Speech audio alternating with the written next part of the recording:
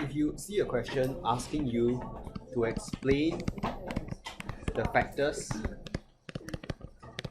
influencing the government's choice, okay, of whether to use interest rate policy or exchange rate policy as its main tool. Okay, if there's a question like this, of course, interest rate, exchange rate can be swapped with any other policy. You can also put in fiscal policy, or you can put in supply side policy. Okay?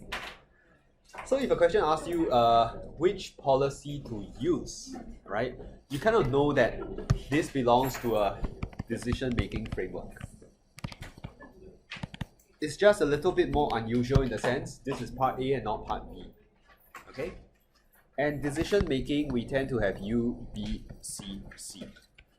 Correct? Unintended consequences, benefits, costs, constraints. Okay? And I know for some of you, when I say, hey, this is decision making, this is UBCC, you'll find that it feels very foreign, all right? But if I try to relate this to what you have learned before, then this is how the policy works. These basically represent limitations of the policy. Okay? So it is just a slightly more elaborate way of explaining policy pros and cons. So if you want to come up with the factors, you first need to run through a plan. Interest rate policy, pros and cons. Okay. An interest rate policy can increase or change C, I, X minus M. Okay. I showed you how earlier on.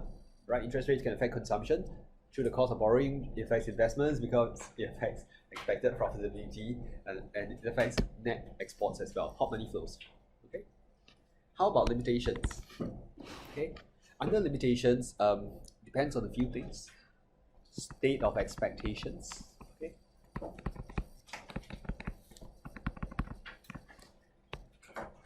It depends on whether you're already at the liquidity trap. Okay. It also depends on whether you are open to hot money flows. Like in the case of China, we know it's not very open. Okay? Even if you are very open, depends on the implications as well.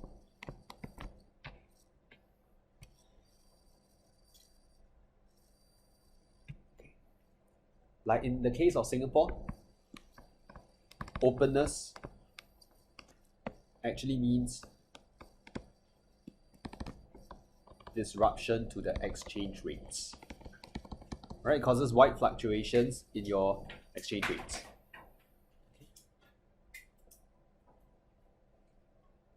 So I think these are the key limitations. Of course, size of multiplier could be another one. Time lag, very small issue. Okay. Then you look at the case of exchange rate policy. We are all very familiar with this. Okay. We know when you look at how the policy works, if you appreciate the exchange rate, it can help you lower imported inflation. Of course, demand pull inflation also. When you weaken the exchange rate, it can increase X minus M.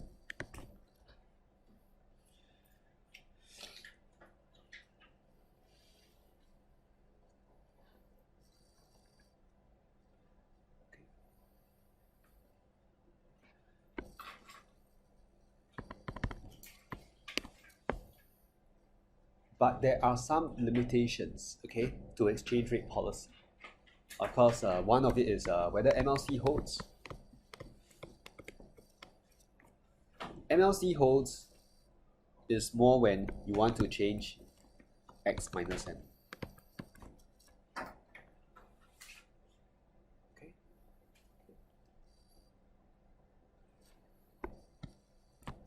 Another limitation is whether you have sufficient foreign reserves. This is when you want to appreciate the exchange rate to tackle inflation. Because I showed you earlier on, you have to buy your currency back to appreciate. To buy your currency back, you need to use foreign reserves.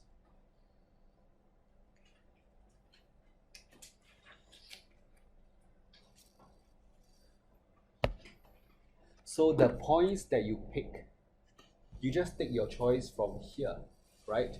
The factors that you pick can be either of these things, but let me show you what are some good choices. Okay.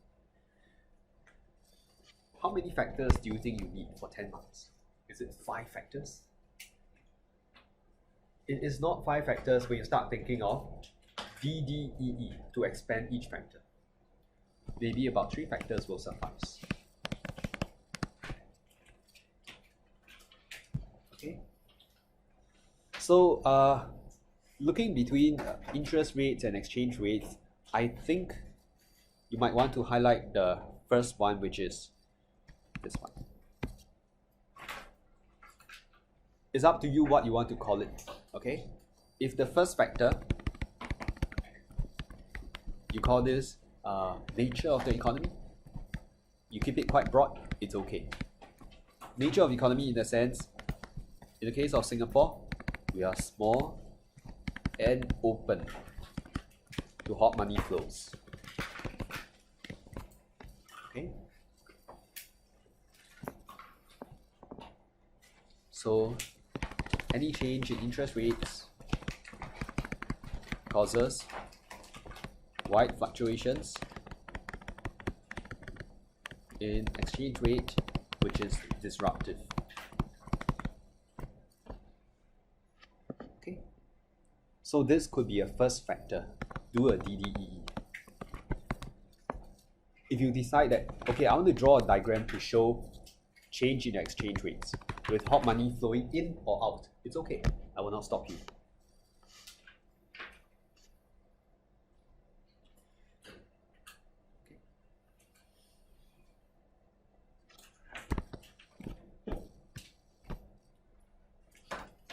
If the other factor is the state of the economy,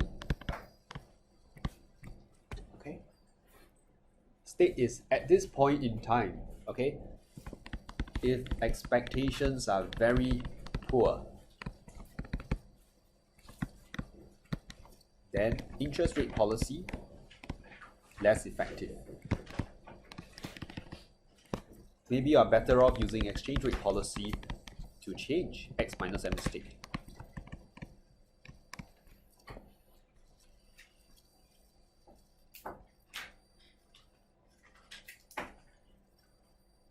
Or if the country lacks foreign reserves,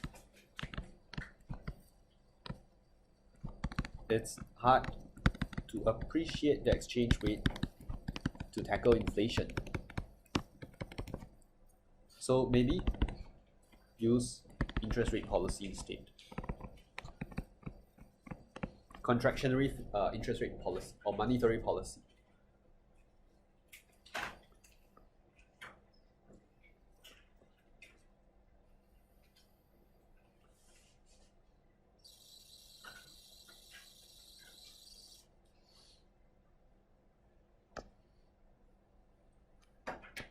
Questions on factors. Okay, as you cover more, you'll find that nature and state are rather prevalent as common factors because they are so broad.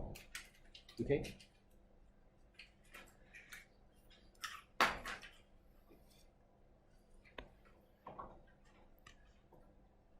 Okay, let me just scroll up a bit. I've already talked about this point. I've already talked about this point. I've talked about this point. Okay. Of course, aside from expectations very poor, you want to say if they are facing a liquidity trap, it's okay as well.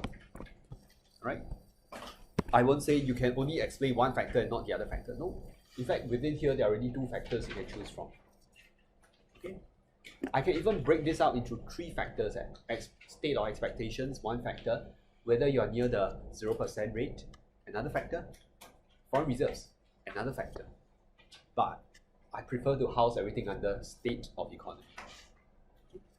The third one could be maybe this one, the root cause of the problem.